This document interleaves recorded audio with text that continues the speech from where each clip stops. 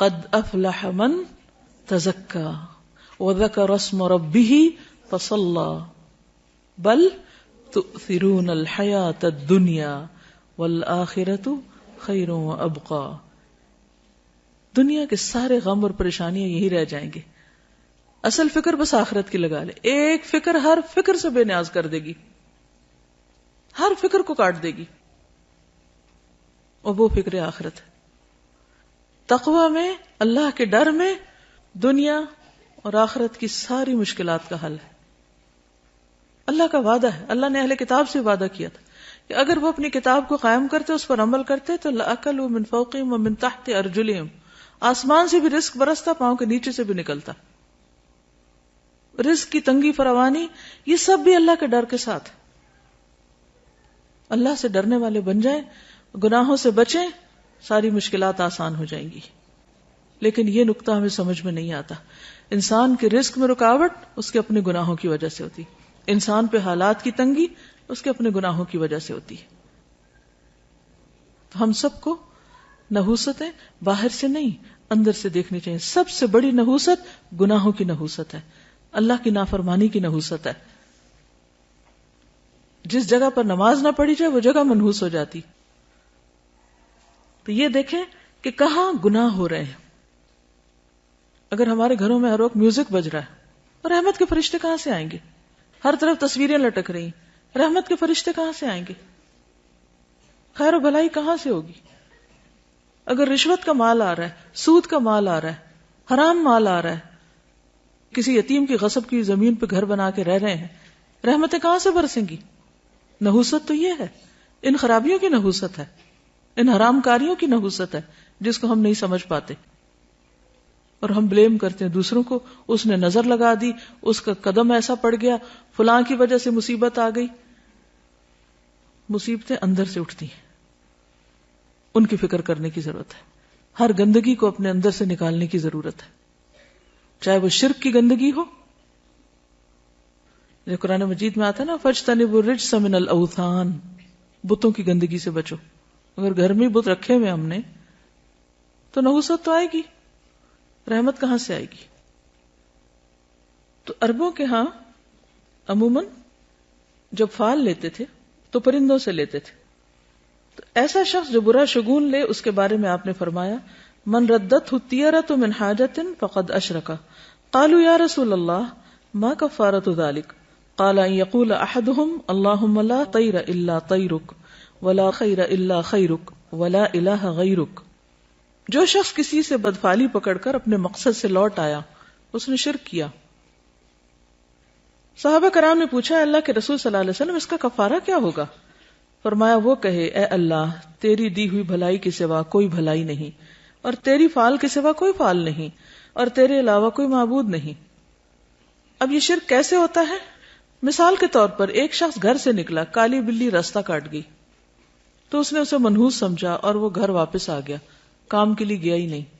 تو میں نے کالی بلی دیکھ لی تھی، وہ آگے سے گزر گئی تھی، تو میں نے سوچا کہ اب میرا کام ہوگا نہیں، اس لیے میں واپس آ گیا. یہ شرک ہے، یہ شرک ہے. اور یہ اس قسم کا شرک ہے کہ جس کو ہمارے معاشرے میں کھیل مذاق کے طور پہ لیا جاتا ہے. ان کو برا بھی نہیں سمجھتا. لوگ ایک دوسرے کے سامنے ایسی باتیں کھلے عام مجلسوں میں کر رہے ہوتے ہیں اور کوئی کسی کو روکتا ہی نہیں ہے، اور کوئی احساس بھی نہیں کرتا کہ وہ کس قسم کا جملہ بول رہا ہے. بظاہر یہ ایک معمولی سی بات ہے، مگر حقیقت میں یہ شرک ہے، کیونکہ کسی بھی شخص کا نفع یا نقصان بلی کے ہاتھ میں نہیں. اکثر ایسا ہوتا ہے کہ اپنی لاپرواہی کی وجہ سے کوئی کام خراب ہو جاتا ہے اور شیطان ہمیں سجاتا ہے کہ یہ ساری خرابی فلاں کی وجہ سے ہوئی، ہم اس کو بلیم کرنے لگتے ہیں. آج صبح صبح اس کا منہ دیکھ لیا تھا اس لیے فلاں اور فلاں کام خراب ہو گیا. یہ جملہ بھی نہیں بولنا چاہیے. اسی طرح آنکھ پھڑکنے سے خوف زدہ ہو جانا، یہ ہاتھ میں کھجلی ہونے سے امید لگا بیٹھنا کہ آج مال ملے گا، یہ جوتے پہ جوتا آ گیا تو سفر پیش آئے گا. رنگوں سے شگون لینا بھی ہمارے معاشرے میں عام ہے. مثلا سیاہ رنگ نہ پہننا کہ بیمار پڑ جائیں گے. ہمارے خاندان میں سیاہ رنگ جو ہے وہ ایسے اور ایسے اثرات رکھتا ہے، اس قسم کی باتیں کرتے ہیں لوگ. یہ رنگ ہمیں سوٹ نہیں کرتا. یا یہ کہ احترام کے منافی کیونکہ خانہ کعبہ کا غلاف کالا ہے، سب جوتا نہ پہننا کہ بے ادبی ہوگی کیونکہ گنبد کا رنگ سبز ہے. تو یہ خود ساختہ طور پر کچھ چیزوں کو حلال یا حرام کر لینا ہے، اس کی بھی ہمیں اجازت نہیں ہے. یعنی اپنے طور پر جو تمہاری زبانیں جھوٹ گھڑتی ہیں کہ یہ حلال ہے یہ حرام ہے، ایسا مت کہو، اس کی اجازت نہیں ہے. یہ سب وسوسے اور توہمات ہیں جن کی حقیقت اس کے سوا کچھ نہیں کہ شیطان انسان کو شرک میں مبتلا کر کے اس کے اعمال ضائع کروائے. یہ سب شیطانی حربے ہیں. یہ توہمات اور بدشگونیاں انسان کو اندر سے کمزور کر دیتی ہیں. انسان پھر کون سا کام کر پائے گا کہ اگر ہر چیز کے ساتھ اس نے کوئی نہ کوئی فکر باندھی ہوئی یا کوئی وہم کرتا ہے. اس کے برعکس اللہ کی ذات پر ایمان اور توکل انسان کو جرت، بہادری اور اعتماد دیتا ہے، اسے جینے کا ڈھنگ سکھاتا ہے. چنانچہ ایسے کسی بھی خیال کو دل سے نکال کر اللہ پر توکل کرتے ہوئے اپنا کام جاری رکھنا چاہیے. عبداللہ بن مسعود سے روایت ہے کہ رسول اللہ صلی اللہ علیہ وسلم نے فرمایا الطیرۃ شرکن الطیرۃ شرکن ثلاثا، یعنی 3 بار فرمایا. وما منا الا ولکن اللہ یذہبہ بالتوکل، بدشگونی شرک ہے، بدشگونی شرک ہے 3 بار کہا، اور ہم میں سے کوئی ایسا نہیں مگر اسے وہم ہو جاتا ہے، لیکن اللہ تعالیٰ توکل کی وجہ سے اسے دور کر دیتے ہیں. یعنی ہر ایک کے دل میں وہم تو آتے ہی ہیں، آتے ہیں نا، لیکن جب انسان اللہ پہ توکل کرتا ہے تو وہم دور ہو جاتے ہیں، اور یہ ہونے چاہیے، ورنہ تو انسان کچھ کرنے کے قابل ہی نہ رہے. ہر چیز کے ساتھ رسک انوالو ہے. اس روز جب میں نے وہ حدیث پڑھی نا کہ جو شخص کبر کی وجہ سے اپنے چادر لٹکاتا ہے، تو ایک شخص ایسا کر رہا تھا، اللہ نے اس کو دھنسا دیا اور زمین میں قیامت تک دھنسایا جاتا رہے گا. تو ایسے میں اس کی ویژننگ کر رہی تھی، ایسی تصور میں لا رہی تھی کہ اس زمین جسے میں جہاں بیٹھی ہوں اس کے نیچے کیا ہے، اگر یہ کھلے تو اس کے اندر کیا ہوگا. تو ایک دم میں کانپ اٹھی. تو میں نے سوچا کہ ہم کتنی خطرناک جگہ پہ بیٹھے ہوئے ہیں. یعنی زمین جو ہے اللہ نے اس کو ٹکایا ہوا کہ ہم ٹکے ہوئے اس پر. الم نجعل الارض مہادا، تو مہاد بنایا ہوا تو ہم آرام کر رہے ہیں، ورنہ اگر یہ پھٹنے لگ جائے اور انسان اندر اترنے لگ جائے تو سوچے کہاں جا کے پہنچے، کہاں پہنچے. تو اللہ تھامتا ہے. آسمان کی طرف دیکھو کیسے اللہ نے پرندوں کو وہاں تھاما ہوا، ہمیں زمین پہ تھاما ہوا ہے. اگر اس کا اذن نہ ہو تو کہیں کہ کہیں پہنچ جائے، ہم تو کہیں بھی نہیں بچ سکتے. اس لیے ہمیشہ اللہ پر توکل کرنا چاہیے اور ان چیزوں سے باہر آ جانا چاہیے. اہل کتاب بھی جب دین کی اصل تعلیمات سے دور ہو گئے تو اسی طرح کے شگون لینے لگے جن کا ذکر قرآن مجید میں کیا گیا ہے. الم تر الی الذین اوتوا نصیبا من الکتاب یؤمنون بالجبت والطاغوت، کیا تم نے دیکھا نہیں ان لوگوں کو جنہیں کتاب کا ایک حصہ دیا گیا کہ وہ جبت اور طاغوت پر ایمان لاتے ہیں. تو جبت بے حقیقت، بے اصل، بے فائدہ چیز کو کہتے ہیں. اسی طرح شگون کی بھی کوئی اصل بنیاد اور حقیقت نہیں ہے. اسلام میں ایسی تمام چیزیں جو جبت کے تحت آتی ہیں جیسے کہانت، فالگیری، شگون اور توہمات، ان سے منع کیا گیا. کسی چھوٹی سی تکلیف یا طبیعت کی خرابی پر دوسروں کو مورد الزام ٹھہرانا اور لوگوں کے ساتھ باہمی تعلقات خراب ہونے پر اپنی غلطی اور کوتاہی کا جائزہ لینے کی بجائے یہ خیال کرنا کہ ضرور کسی نے جادو کر دیا ہے، یا اس قسم کے توہمات رکھنا جو پیار محبت کے رشتوں کو ختم کر دیں، جس کی وجہ سے انسان کی توجہ اپنے عمل کی درستی اور اصلاح سے ہٹ جاتی ہے. یعنی اپنی غلطی اس کو یاد نہیں رہتی جب وہ دوسروں کو بلیم کر دیتا ہے. نتیجتاً انسان تنہا رہ جاتا ہے اور نفسیاتی مریض بن جاتا ہے، یعنی سب سے کاٹ کے بیٹھ جاتا ہے. کسی بھی غیر معمولی صورتحال میں ہر قسم کے شر سے بچاؤ کے لیے بطور علاج مسنون اذکار اور دعائیں پڑھنی چاہیے. صبح شام کی دعائیں وغیرہ اور جو دیگر اذکار ہیں ان سے کام لینا چاہیے. پھر اسی طرح حضرت ابو ہریرہ سے روایت ہے، صحیح بخاری کی روایت ہے کہ آپ صلی اللہ علیہ وسلم نے فرمایا لا عدوى ولا طیر ولا ہام ولا صفر وفر من المجذوم کما تفر من الاسد. مرض کا لگ جانا، نحوست، الو اور سفر کچھ نہیں، اور جزامی سے اس طرح بچو جس طرح شیر سے بچتے ہو. تو اصل بات یہ ہے کہ عربوں کے ہاں کچھ ایسی چیزیں رائج تھیں کہ جن کی وجہ سے وہ بہت زیادہ پریشانیوں کا شکار رہتے تھے. تو نبی صلی اللہ علیہ وسلم نے ان چیزوں کو بے حقیقت بتائی، جو ہم نے پڑھا نا جبت، بے حقیقت، بے فائدہ چیزیں، تو ان میں ان چیزوں کا کچھ ذکر ہے. اب آپ دیکھیے کہ نبی صلی اللہ علیہ وسلم کا یہ جو قول ہے ہامہ، کیا مطلب ہے اس کا؟ ہامہ کوئی چیز نہیں. جب نظر کا وہ دم پڑھتے ہیں نا، جو دعا پڑھتے ہیں اعوذ بکلمات اللہ التامات من کل شر و شیطان و ہامۃ، وہ وہامہ نہیں ہے، وہ ہامہ، الگ الگ ہے وا اور ہامہ. تو یہ ہامہ کیا ہے؟ تو بقیہ کہتے ہیں کہ میں نے محمد بن راشد سے یہ بات پوچھی کہ یہ کیا چیز ہے. تو انہوں نے کہا کہ جاہلیت میں لوگ کہا کرتے تھے کہ جب بھی کوئی شخص مر جاتا ہے اور اسے دفن کیا جاتا ہے تو اس کی قبر سے ایک الو نکلتا ہے. یہ دور جاہلیت کی ایک سوچ ہے. بقیہ کہتے ہیں میں نے سفر کے متعلق پوچھا تو انہوں نے کہا جاہلیت کے لوگ سفر کے مہینے کو منحوس خیال کرتے تھے. وجہ تو پیچھے آپ پڑھ ہی چکے ہیں. اس میں جنگ و جدل بہت ہوتی، قتل و غارت ہوتی، گھر خالی ہو جاتے، تو ان سب چیزوں کو منحوس قرار دیتے. تو نبی صلی اللہ علیہ وسلم نے فرمایا سفر کچھ نہیں، یعنی اس کی نحوست نہیں ہے. محمد بن راشد کہتے ہیں کہ میں نے ان لوگوں کو بھی سنا جو کہتے ہیں کہ سفر ایک پیٹ کے درد کا نام ہے، یعنی ایک بیماری ہے، اور وہ لوگ کہا کرتے تھے کہ یہ متعدی ہوتا ہے، یعنی دوسروں کو لگ جاتا ہے. تو آپ نے فرمایا کہ سفر کی کوئی حقیقت نہیں. ٹھیک ہے، تو یہ جو حدیث ہے نا لا عدوى ولا طیر ولا حام ولا سفر، یہ سب بے حقیقت چیزیں ہیں، جبت ہے. ٹھیک ہے. اشہب کہتے ہیں کہ امام مالک سے رسول اللہ صلی اللہ علیہ وسلم کی قول لا سفر، سفر کچھ نہیں ہے کے بارے میں سوال کیا گیا تو انہوں نے کہا کہ اہل جاہلیت سفر کے مہینے کو 1 سال حلال کر لیتے اور 1 سال حرام کر دیتے. تو نبی صلی اللہ علیہ وسلم نے فرمایا سفر کچھ نہیں ہے. ابن عباس کہتے ہیں، یہ صحیح بخاری کی روایت ہے، کہ عرب سمجھتے تھے کہ حج کے دنوں میں عمرہ کرنا روئے زمین پر سب سے بڑا گناہ ہے. کیا سمجھتے تھے عرب دور جاہلیت میں؟ کہ حج کے مہینوں میں عمرہ نہیں کیا جا سکتا، بہت بڑا گناہ سمجھتے تھے اس کو. یہ لوگ محرم کو سفر بنا لیتے اور کہتے کہ جب اونٹ کی پیٹھ سستا لے اور اس پر خوب بال اگ جائیں اور سفر کا مہینہ ختم ہو جائے، یعنی حج کے ایام گزر جائیں تو عمرہ حلال ہوتا ہے. پھر جب نبی صلی اللہ علیہ وسلم اپنے صحابہ کے ساتھ چوتھی کی صبح کو، یعنی ذوالحج کی 4 تاریخ کو حج کا احرام باندھے ہوئے آئے تو آپ نے انہیں حکم دیا کہ اپنے حج کو عمرہ بنا لیں، پہلے عمرہ بھی کریں. یہ حکم عرب کے پرانے رواج کی بنا پر صحابہ پر بھاری گزرا کہ اچھا، کیونکہ دور جاہلیت میں وہ اس مہینے میں عمرہ نہیں کرتے تھے، حج کے مہینے میں. تو اللہ سبحانہ وتعالیٰ نے ان کو اکٹھا کر دیا وَأَتِمُّ الْحَجَّ وَالْعُمْرَةَ لِلَّهِ، اور نبی صلی اللہ علیہ وسلم نے بھی حج تمتع کو بہتر قرار دیا، افضل قرار دیا. اسی لیے عبداللہ بن عمر جو تھے وہ اپنے والد سے ناراض ہوئے تھے کہ نہیں، میں تو تمتع کی نیت کروں گا میں، کیونکہ دور جاہلیت کی اس رسم کو بھی کاٹا جا رہا تھا. ہم ویسے پڑھتے ہیں کہتے ہیں واٹ اے بگ ڈیل، یعنی کہ کیوں اس کو اتنا اسٹرکٹلی لیا جا رہا ہے. اور آپ نے یہ بھی فرمایا کہ قیامت تک کے لیے حج اور عمرہ اکٹھے ہو گئے ہیں. تو یہ عربوں کی دور جاہلیت کی رسم کے خلاف تھا. تو اس پر صحابہ پر یہ بات بھاری گزری تو انہوں نے پوچھا یا رسول اللہ عمرہ کر کے ہمارے لیے کیا چیز حلال ہو گئی؟ فرمایا تمام چیزیں حلال ہو جائیں گی، پھر حج کے لیے احرام دوبارہ باندھنا ہوگا، کیونکہ وہ تو ایک ہی احرام پہن کے آتے اور اسی میں حج کرتے تھے. تو یہ جو اونٹ کی پیٹھ کے بال اگنا دوبارہ کا مطلب کیا ہے کہ جب حج کا سفر ایک دفعہ آ گئے تو پتہ نہیں کہاں کہاں سے لوگ آئیں گے.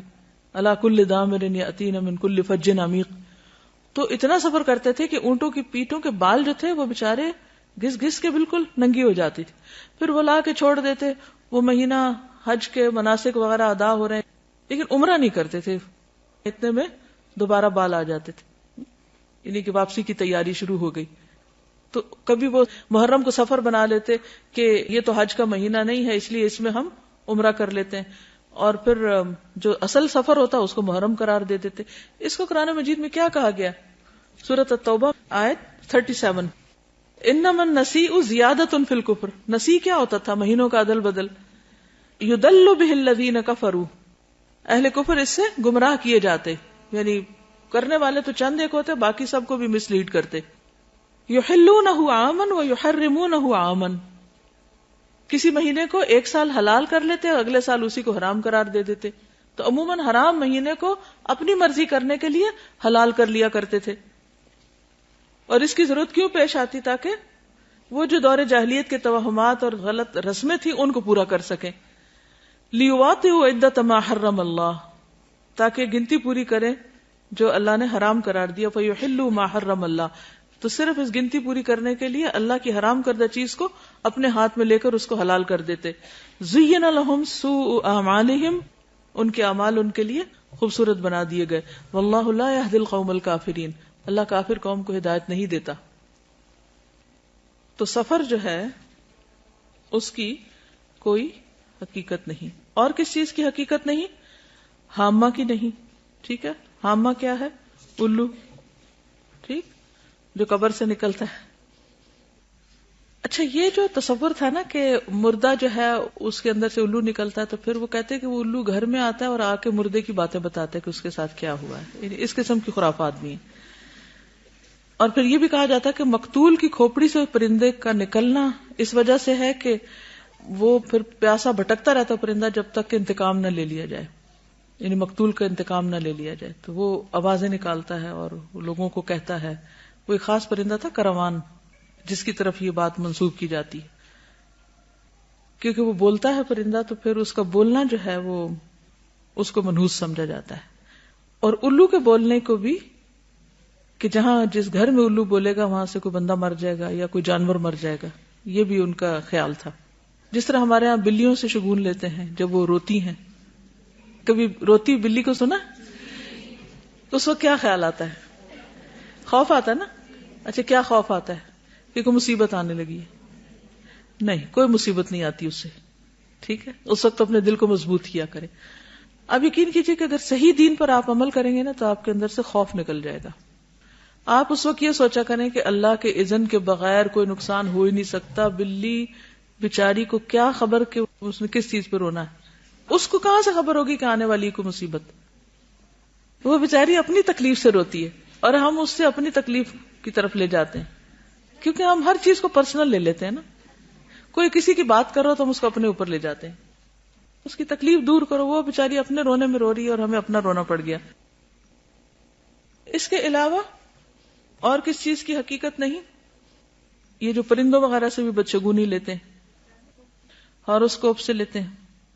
وہ لکھا ہوتا ہے نا ہفتہ کیسا گزرے گا، تو اس میں لکھا ہوتا بدھ کے دن آپ سفر نہ کیجئے کیونکہ حادثے کا امکان ہے.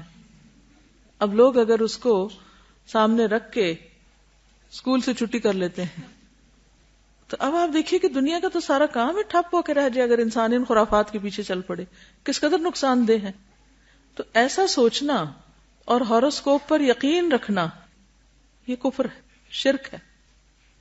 اور کس قدر افسوس کی بات ہے کہ کھلے عام بعض اوقات ان چیزوں کو پروموٹ کیا جا رہا ہوتا ہے اور لوگوں میں کوئی حلال حرام کی پھر تمیز ہی نہیں رہی، جائز ناجائز کی تمیز نہیں. اور اس طرح شیطان ہمارا ایمان اچک کے لے جاتا ہے. اور اگر شرک ہو جائے، ایمان میں خرابی آ جائے، تو آپ سوچئے کہ پھر تو نمازیں بھی گئیں، حج بھی گئے، عمرے بھی گئے، صدقہ خیرات، ہر چیز ضائع ہو گئی. کس قدر خسارے کا سودا ہے. شیطان بڑا چالاک دشمن ہے. وہ وہاں جا کے حملہ کرتا ہے کہ جڑ کاٹ دیتا ہے. باقی آپ جتنی مرضی تھکتے رہیں، تھکیں دن رات، قبول تو ہونا نہیں. وہ تو سب ضائع ہو جائے گا شرک کے ساتھ. تو اس لیے ان چیزوں کے بارے میں معاشرے میں جو غلط فہمیاں پائی جاتی ہیں، یا لوگ صرف فن کے طور پر یا کھیل کود کے طور پر ان چیزوں کو اپنائے ہوئے ہیں. کچھ لوگ کہتے ہیں نا we are not serious, we just enjoy reading, کہ ہم بس خوش ہو رہے ہیں پڑھ کے، لیکن اندر اندر سے مان بھی رہے ہوتے ہیں. ایک ہلکی سی وہ اندر ہوتی ہے ڈر کی سی کیفیت. کچھ لوگ تو شادی کے پلان نہیں بناتے جب تک، اب تو خیر ساتھ ویدر بھی دیکھتے ہیں، لیکن چلے ویدر فور کاسٹ ایک مشینی عمل ہے، وہ یہ نہیں سمجھتا کوئی کہ غیب کا علم ہے. لیکن ان چیزوں پر تو پھر ایک طرح سے غیب پر ایمان لانے والی بات ہے. انہی شیطان نے اگر اس کو یہ کہا کہ شرک نہ بھی ہم بولیں، لیکن ہم اس کو صرف ایک فن یا ایک جسٹ فار انجوائمنٹ کے طور پہ بھی لیتے ہیں، تو ہم اس کو انڈائریکٹلی پروموٹ ہی کر رہے ہوتے ہیں اور لوگ پھر اس کو چھوڑ نہیں پاتے. تو اس لیے بہت ضروری ہے کہ ایسی ساری کتابوں کو گھر سے نکال کے جلا دیا جائے، پھینک دیا جائے، کوئی اور بھی نہ پڑھے. موبائل فون پہ آتا ہے، استغفر اللہ. یعنی کہیں نہ کہیں سے کوئی نہ کوئی جو جدید ذرائع کمیونیکیشن ہے ان کے ذریعے بھی لوگوں کو انوالو کر لیا گیا. تو آپ دیکھیں نا کہ کس قدر خرابی ہے، کہ بچنا کس طرح مشکل ہو گیا. آپ صلی اللہ علیہ وسلم فرمایا تھے کہ میری امت میں شرک کس طرح داخل ہو جائے گا، جیسے سیاہ رات میں سیاہ پتھر پر سیاہ چونٹی، کہ نظر بھی نہ آئے، پتہ بھی نہ چلے. دیکھیں اس قسم کی جو بھی چیزیں ہوتی ہیں نا، اس میں اگر آپ یہ کہیں کہ ہم پورا یقین نہیں رکھتے تو اس کی وجہ سے شک میں مبتلا ہونا بھی غلط ہے. تو شک والی چیز کو بھی چھوڑ دینا چاہیے. پھر اسی طرح بیماروں سے نفرت کرنا اور یہ سوچنا کہ یہ ضرور بیماری مجھے اس سے لگ گئی ہے یا لگے گی، یہ وہم بھی نہیں کرنا چاہیے. کیونکہ آپ دیکھیے کہ جب ایک وائرس پھیلتا تو ہر ایک کو تو نہیں لگتا نا. اگر صرف وائرس ہی لگنا ہے تو پھر تو کوئی نہ بچے، لیکن پھر بھی کچھ لوگ بچ جاتے ہیں. اس کا مطلب ہے کہ اصل چیز وائرس نہیں ہے، اللہ کا اذن ہے. اگر اللہ کا اذن ہوگا تو بیماری لگ جائے گی، ورنہ نہیں. تو اس میں بھی انسان کو ڈرنا نہیں چاہیے. اپنے اندر وہ اگر کیفیت شیطان ڈالے بھی دل میں کہا ہے اس سے تمہیں لگ جائے گا، تو اس پہ کنٹرول کرنا چاہیے، احتیاط کرنی چاہیے. کیونکہ حدیث کے آخر میں ہے نا وَفِرَّ مِنَ الْمَجْذُومِ كَمَا تَفِرُّ مِنَ الْأَسَدِ، اور جذامی سے اس طرح بچو جیسے شیر سے بچتے. نہیں جان بوجھ کے آپ وہاں ہاتھ نہیں ڈالیں، لیکن اگر کسی کو لگ جائے تو یہ نہ سمجھے کہ اس چیز کے اندر یہ طاقت تھی تو اس سے مجھے لگ گئی ہے. یعنی آبویسلی کوئی ریزن یا سبب تو ہوتا ہے، لیکن سوچنے کی بات اور نقطہ یہ ہے کوئی چیز آپ کو نقصان نہیں دے سکتی جب تک کہ اللہ کا اذن نہ ہو. اب آپ دیکھیے ان دو کیفیات میں فرق ہے. ایک یہ کہ کسی بھی چیز کو دیکھ کے آپ ڈر جائیں کہ ہائے ہائے یہ بس اب یہ تو اٹیک ہوا مجھ پہ، اور دوسرا یہ ہے کہ آپ کہیں کہ جی نہیں ہو سکتا جب تک اللہ نہ چاہے، تو مجھے ڈرنے کی ضرورت نہیں. ہاں احتیاط ضروری ہے.